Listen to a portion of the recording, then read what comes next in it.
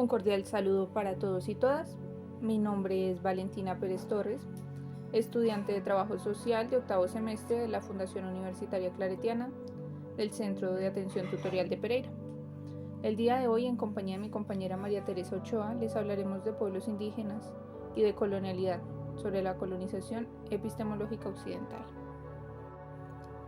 Para el abordaje de esta temática, empezaremos contextualizando el colonialismo en la construcción de América Latina.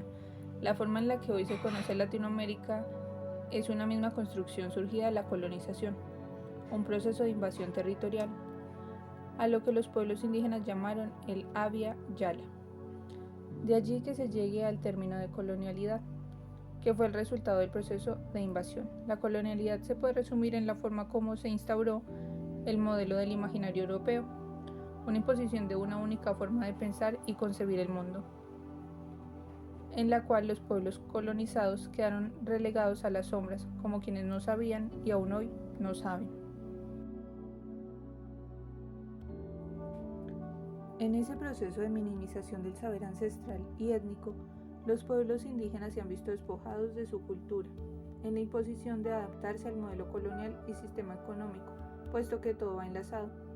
Sumado a ello, el sentido de territorialidad o el valor del territorio desde la visión indígena pierde valor frente a los requerimientos del sistema.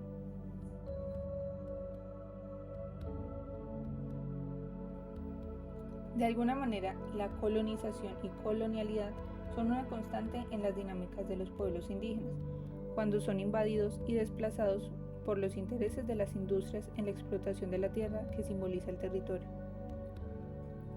La forma en que la colonialidad se instauró en la cotidianidad ha generado una creencia en que las comunidades indígenas no saben, generando una opresión cultural en la que los pueblos indígenas se autoconvencen de ser merecedores de este trato tan excluyente.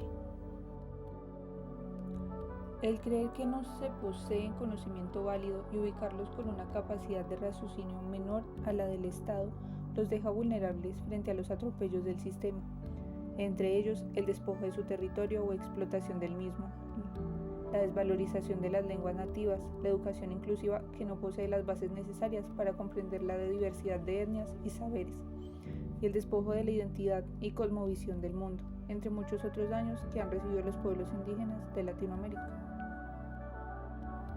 Todo ello lleva a plantearse la necesidad de la decolonialidad en las dinámicas cotidianas de las comunidades, una en que se diverge del modelo impuesto, en la que se reconoce el saber ancestral, luchando por la pervivencia de la identidad cultural, del reconocimiento de la tradición oral. Se habla entonces de luchar por ser validado y respetado, de buscar un reconocimiento donde constantemente se es excluido. Mi nombre es María Teresa Ochoa, soy estudiante del programa de Trabajo Social de la Universidad Claretiana de Norcat Pereira. El método de análisis para la problemática planteada es un método contemporáneo que fue desarrollado por Francois Toile y establece que no hay un modelo de comportamiento geopolítico, sino que este depende de los factores que afectan a cada crisis como lo hemos planteado. Por lo tanto, el estudio del comportamiento del Estado depende de las circunstancias y factores del momento, ya que se trata de una actividad intelectual diferente adaptada a una situación determinada. Por otra parte, un análisis correcto de las crisis nos permite identificar y evaluar los acontecimientos cuando un conflicto estalla en una región. Es preciso metodológicamente partir de un foco de tensión, asegurar un análisis regional de los afectados por esta crisis e introducir esta problemática en la situación de la región, incluso en el conjunto de las relaciones internacionales. Toile estima que analizar una crisis implica una relación de ida y vuelta en tres niveles: de causalidad, la situación por qué ayer o anteayer tuvo lugar la acción militar o diplomática; la coyuntura, mediante la identificación de las motivaciones y las ambiciones de cada uno de los implicados en el conflicto; la estructura, la perspectiva de estas causas sobre el largo plazo.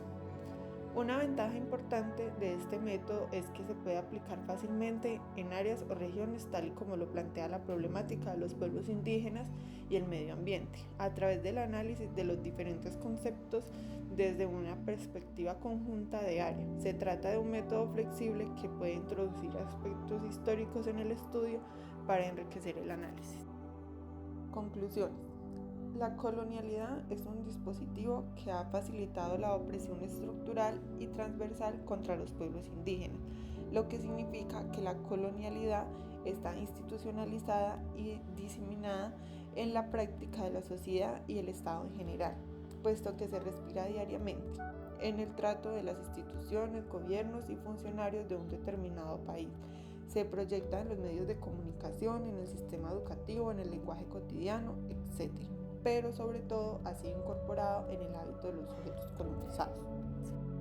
La consecuencia de la colonialidad del poder y del saber repercute en las constituciones de la subjetividad y la identidad de los sujetos colonizados, de modo que afecta a la colonialidad del ser, que es reflejada en la experiencia vivida y en las mentes de los sujetos colonizados. Este proceso afectó directamente las dinámicas culturales de los grupos indígenas, es decir, que desestabilizó las territorialidades. La colonialidad del poder es una experiencia cotidiana que se vive y se respira en todo momento y en cualquier espacio social o institucional, dominada por el pensamiento hegemónico. Se expresa mediante el racismo y la discriminación. En la concentración del poder por una élite criolla mestiza. En la concepción instrumental de la naturaleza y el desarrollo. Se proyecta en los medios de comunicación y se reproduce consciente e inconscientemente en el lenguaje oral y escrito, en las actitudes, subjetividades, valores, símbolos, etc. Pero sobre todo la colonialidad se introyecta de manera eficaz en la educación como espacio de interiorización y normalización de las gramáticas culturales dominantes, para luego ser proyectada en las instituciones, normas, valores y mentalidades de los operadores del sistema cultural dominante.